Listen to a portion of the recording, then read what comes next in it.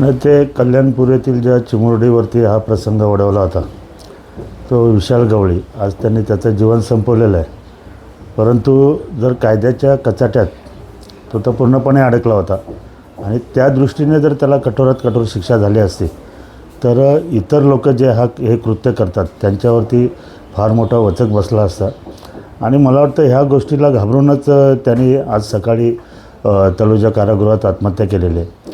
पण सर्वसामान्यांची इच्छा होती की कायद्याच्या दृष्टीने कायद्याच्या याच्यामध्ये त्याला फाशी म्हणा किंवा इतर जी पण शिक्षा आहे ती जर त्यांनी भोगली असती तर हे कृत्य करणारे इतर जे समाजकंटक आहेत त्यांना एक चांगली अद्दल घडली असती.